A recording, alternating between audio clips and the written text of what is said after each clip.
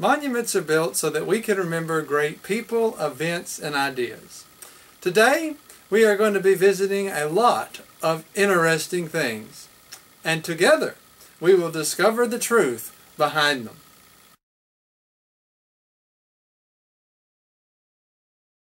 We'll begin today by talking about this image of God creating man. We all know that God created man, but God is molding man. God molds man. How does God mold man? Well, one of the ways He does it is through His Word, but sometimes He uses other people to help mold us. Sometimes He uses different events in our lives to help mold us into who we should become. And He is still taking an active role in our lives, and that's something that's important for us to remember as we go through life, is that God is still here and that He is still molding our lives. And how do we know that God is molding our lives? Well, in Jeremiah chapter 29 and verse 11 it says, "For I know the plans for you, declares the Lord." And these are good plans. He has good plans for us, and He wants the best for us as His children.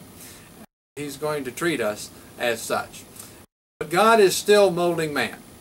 But we think about how God is molding man, but now we got to start thinking about how does God mold man?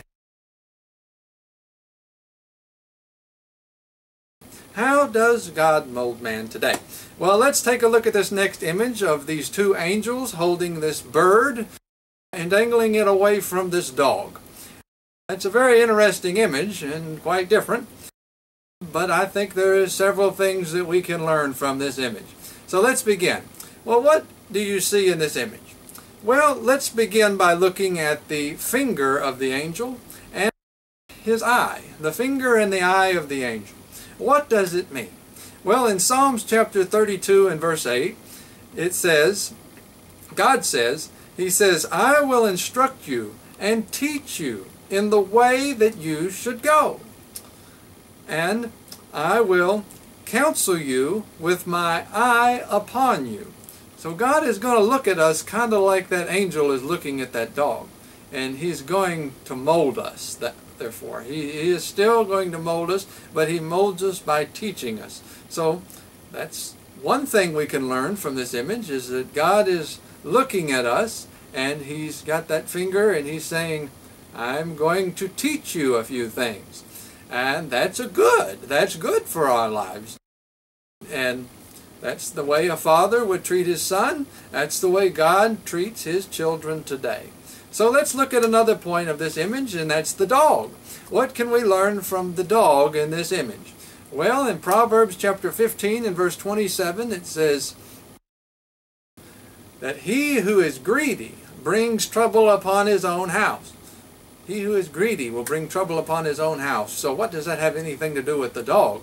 Well, the dog in this image looks like he's very greedy. He's wanting this bird. He's trying to get it from the angel. He wants to take it away.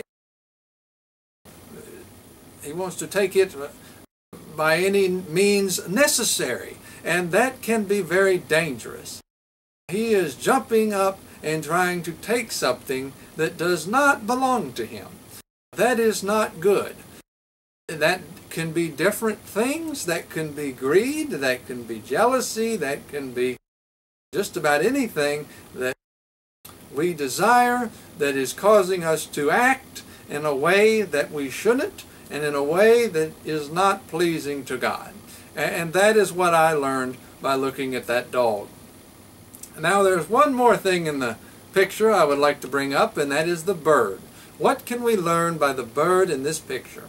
Well, the bird reminded me of Philippians chapter 4 and verse 19. And it says that God will supply all our needs according to His riches and according to His glory. So God is going to use us in our lives for His glory and for His riches. Sometimes we look at life as if everything should be for our glory and for our riches.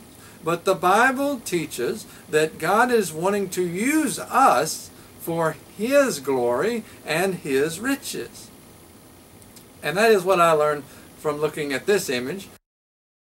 But if we put it all together and look at it, sometimes we can see that we are in fact like the dog in this picture, and that we do that when God is trying to teach us patience. He's trying to teach us self-control and discipline so that we can become better for Him and for His purpose and for His glory. And He also wants us, as His children, He wants to help us, to teach us these things so that we will become not only better spiritually for Him, He wants us to be better spiritually in His sight, but He also, by becoming more spiritual, it will also cause us to become more physically, mentally, emotionally, and sometimes even financially better in our lives, because we are working for God. God is treating us like His children, and He is going to teach us how we are to behave.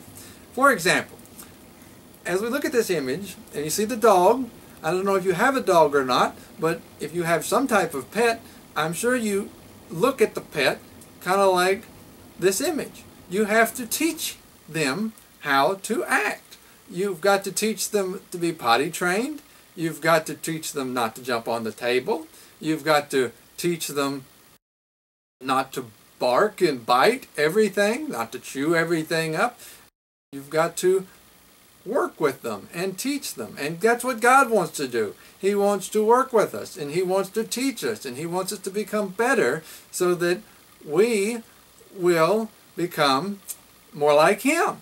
That's what the whole point of the Bible is to become more like Christ and to act like it. But what if we put both of these images together?